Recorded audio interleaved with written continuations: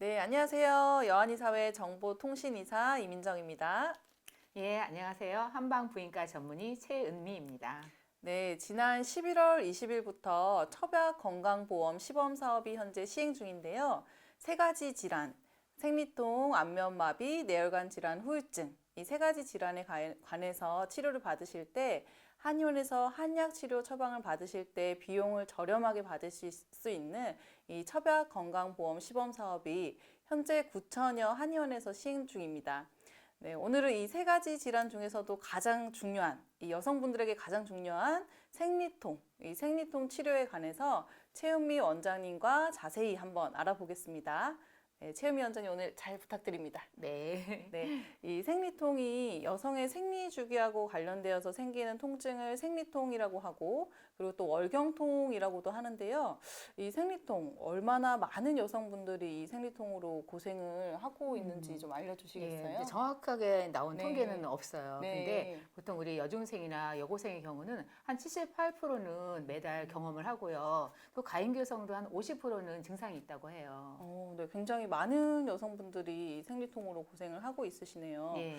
그러면 이 생리통 통증이 생기는 이 원인이 뭐 때문에 도대체 아픈지 그 한의학적인 원인 먼저 설명 부탁드릴게요. 예, 우리가 한방에서는 생리통의 원인은 이제 가장 흔한 원인이 어혈이라고 보거든요. 예, 어혈이라는 개념이 좀 어려운 개념일 수도 있는데 일단 몸이 차고 하복부 순환이 잘 안 되시고 이러면은 이제 어혈이 생기고요. 네. 우리가 불통 즉 통이라 그래서 네. 안입을 통할 통에서 통하지 않으면 뒤에 통은 아플 통. 그래서 네. 통하지 않으면 아프다. 그게 이제 원리예요. 네. 예. 통하지 않으면 아프다. 기억하시고요. 자, 다음 그러면은 양의학적인 관점에서는 뭐 때문에 아픈지 또 설명 좀 부탁드릴게요. 예, 양방에서 보면은 우리가 이제 크게 두 가지로 나눌 수 있어요. 원발성 생리통하고 속발성 생리통으로 나눌 수가 있는데 그 원발성은 어떤 특별한 원인이나 질환이 없이 아픈 경우예요. 그리고 속발성은 이게 처음에는 통증이 없었는데 네. 어떤 질환에 의해서 아픈 경우를 우리가 속발성이라고 해요. 네. 그러면 원발성은 통증이 프로스타글란딘이라는 물질이 있거든요. 그게 작은 근육을 과도하게 수축을 시키는 거예요. 그래서 통증을 유발하고 네. 속발성을 일으키는 질환은 뭐 자궁 내막증, 자궁 성근증, 자궁 근종 이제 이런 게 주로 나타나는 질환이고요. 뭐 자궁 내 피임 장치나 골반염, 유착 이런 거 등에서도 이제 통증을 유발할 수 있어요. 네, 굉장히 다양한 원인으로 인해서 이 생리통이 생길 수가 있는데, 그럼 이런 질환 외에 뭐 생리통에 영향을 주는 다른 요인이 또 있을까요? 그렇죠. 왜냐면은 영양 상태가 안 좋을 때도 네. 아니면 체력이 너무 저하돼 있거나 뭐 또 스트레스를 너무 많이 받거나 네. 그러는 경우에도 또 생리통이 생기기도 하고요. 음. 또 각 개인이 이렇게 통증에 대한 역치가 틀려요. 어떤 사람은 요만큼만 해도 막 아픈 사람이 있고요. 어떤 사람은 이제 통증의 강도가 이렇게 3, 이 정도 아프고 어떤 사람은 통증의 강도가 한 10 이렇게 되지 아프니까 각 개인차가 좀 있으세요. 네, 그러면 이 생리통이라는 게 통증만 있는 건지 아니면은 뭐 다른 여러 가지 증상도 있을 수 있는 건지 그런 것도 좀 예, 알려주시겠어요? 보통 우리가 생리할 때 생리통 하면 제일 아픈 데가 배잖아요. 네. 배가 되게 아픈 거고. 네. 근데 배뿐만 아니라 뭐 허리도 아프시고, 이게 대퇴부, 이렇게 허벅지 있는 부위, 그런 데 다리까지. 아프시기도 하고, 예. 뭐 머리 아프시기도 하고. 근데 속이 막 미식미식한데 심지어 막 토하시는 분들 계세요. 너무 힘들겠네요. 예, 그리고 막 어지러운 네. 증상. 보통 근데 이런 증상이 같이 나타나면 우리가 또 질병명으로는 월경곤란증이라고 해요. 네, 예. 월경곤란증. 예. 정말 많이 힘드신 분들이 많겠어요. 그러면 이 생리 기간에 이런 뭐 불편하기도 하고 아프기도 하고, 근데 이제 뭐 진통제를 드시는 분도 있고 그럴 텐데 이게 어떤 경우에 치료를 해야 되는지, 지금 내가 생리통 때문에 힘들기도 하고 어떤 걸로 치료를 받아야 되는지 말아야 되는지 이런 기준 같은 게 혹시 있나요? 그렇죠. 우리가 이제 미혼 여성의 경우에도요. 이렇게 자궁이나 난소에 혹이 있는 경우가 의외로 많아요. 네. 이제 저희 이제 한의원에 내원하시는 분들을 보면은 그런 경우가 이제 그래서 생리통이 있어서 오셨거든요. 그래서 초음파를 한번 봤더니 이제 발견하고 너무 놀라시는 경우가 있는데 그렇기 때문에 본인이 생리통을 갖다가 진통제를 나는 배달 진통제를 먹는다. 그러면 우선은 산부인과에 가서 초음파를 한번 보시는 게 좋아요. 네. 그러면 초음파를 보시게 되면은 이제 그런 근종, 내막증, 성근증 같은 이런 질환이 있는지 확인할 수가 있기 때문에 초음파를 보시는데 주로 그런 질환이 있는 경우에 나타나는 건 어떠냐면요.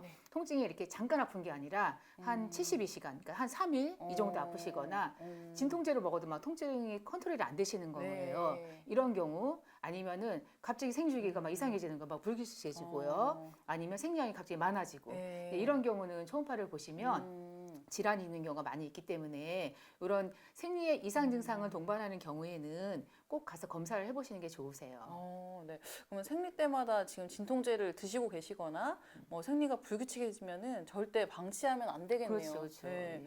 그러면 이 아까 생리통의 원인 되는 질환으로 그 자궁내막증, 자궁성근증, 자궁근종 이렇게 얘기를 해주셨는데 이게 각각 어떤 질환인지 간단하게 설명을 좀 부탁드릴게요. 예. 우선 이제 자궁내막증이라는 건 뭐냐면 자궁내막이라는 건 이렇게 자궁이 있으면 그 안에 있어야 되거든요. 근데 그 조직이 이렇게 월경혈이 역류되면서 자궁 주변 조직에 막 이렇게 달라붙는 거예요. 네. 그러면은 우리가 생리라는 게 어떻게 하는 거냐면 이제 자궁이 있으면은 내막이 배란기를 지나게 되면은 이렇게 부풀어 올라요. 그러면 여기에 아기가 착상이 돼야 되는데 착상이 안 되고 떨어져 나오는 게 생리거든요. 만약에 그런 작용이 자궁 안에서만 일어나면 우리가 통증이 있지 않아요. 근데 그런 작용이 다른 데서 같이 일어나기 때문에 통증이 아주 심해지는 게 자궁 내막증이고요. 네. 그다음에 또 자궁 성근증이라는 건 뭐냐면 자궁이 있는데 그 내막이 약간 자궁 내막증 사촌쯤 되는 병이라고 생각하시면 돼요. 내막이 안으로 이렇게 타고 들어가요. 그럼 자궁이 이렇게 막 커져요. 그러면은 커지면은 증상이 생리통이 굉장히 심하시고요. 네. 뿐만 아니라 생리 양도 굉장히 많아져요.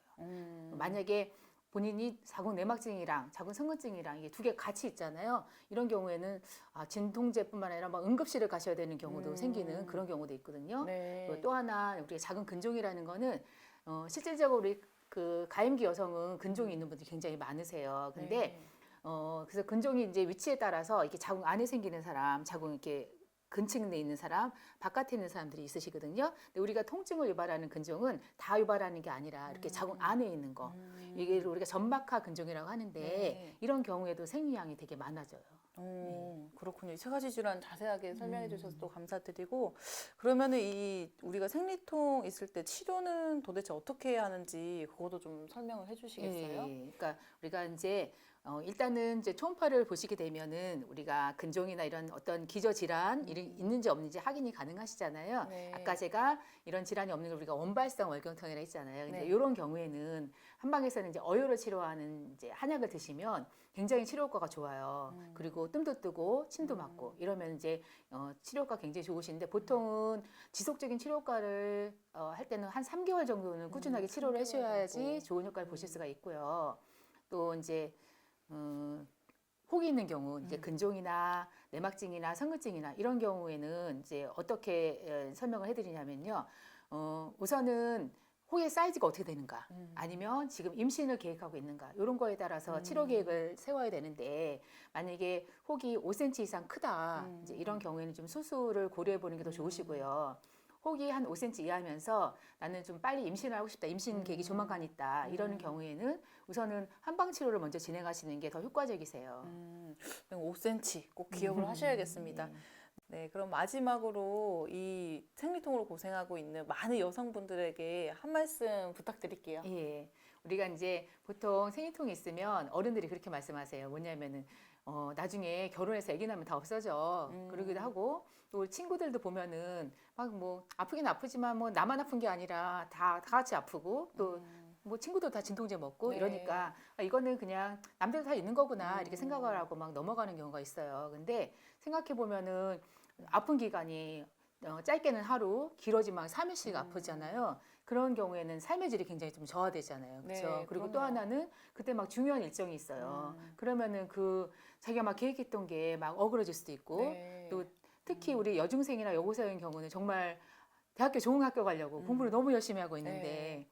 그때 딱 시험이 걸리는 거예요. 그러면은 자기 실력 다 발휘도 못하고 네. 너무 안타깝잖아요. 안타깝죠. 예, 그러니까는 내가 만약에 진통제를 먹어도 통증이 컨트롤도 안 되고 이런 경우에는 그냥 시간 지나면 나아지겠지 하고 막 기다리는 경우보다는 적극적으로 치료를 하시는 게 네. 예, 그러면은 훨씬 도움이 되시고 또 하나는 만약에 초음파를 봤는데 근종이나 내막증이나 성근증 이런 게 있어요. 그러면은 이거를 방치하고 계시면 나중에 난임의 원인이 될 수 있기 네. 때문에 예, 생리통이 있는 경우에는 우선은 가서 검사를 받아보시고 또 치료를 오셔서 하시게 되면은 또 좋은 효과가 있으니까 네. 예, 치료 받으러 오시면 좋습니다. 네. 그 생리통 치료가 우리가 이제 임신하고도 굉장히 이제 밀접한 연관이 있다는 이제 얘기를 주신 것 같은데요. 그 생리통으로 고생하고 계시는 많은 여성분들 이제 더 이상 참지 마시고 치료 꼭 받으시기 바랍니다. 이제 첩약 건강보험 시범 사업이 현재 시행 중이어서 한약 치료를 받으실 때 비용 부담도 굉장히 낮아졌기 때문에 더 이상 참지만 마시고 치료 꼭 받으셔서 우리 삶의 질을 높이고 행복하고 아프지 않게 그렇게 잘 지내셨으면 좋겠습니다.